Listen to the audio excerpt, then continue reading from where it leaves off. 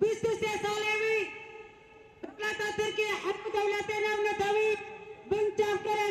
كرن حتى إمراني جباركو دولة تركيا تفكريا فكرتنا ربرابو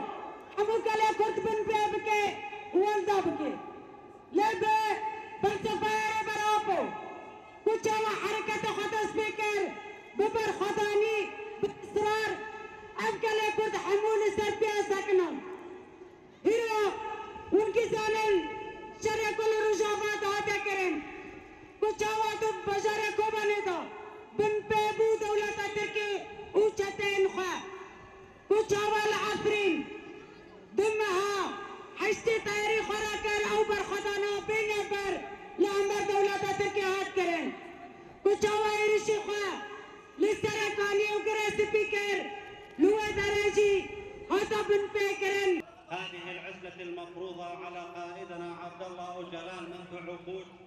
هذه العزلة التي تحجب عبرها جميع أنواع التواصل وتمنع الدولة التركية أن يصدر أي خبر عن القائد عبد الله أوجلان في ظل جميع هذه العزلة المفروضة وفي ظل هذه الظروف وفي ظل منع كافة الأخبار عن القائد عبد الله أوجلان ورفاقه الأحرار. بدأت مثل الآلة الإعلامية التركية ببث بعض الشائعات بهذه الشائعات التي تتحدث عن صحة وسلامة القائد عبد الله أوجلان. كما ونقول للدولة التركية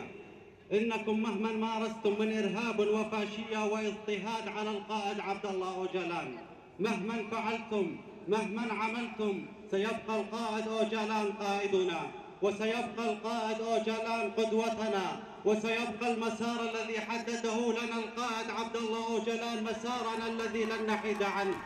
مسارنا الذي لن نحيد عنه. سيبقى منهج الأمة الديمقراطية ومنهج أخوة الشعوب ومنهج الحرية، سيبقى منهجنا، وسيبقى القائد عبد الله أوجلان قائدنا وقائد لجميع الأحرار في العالم.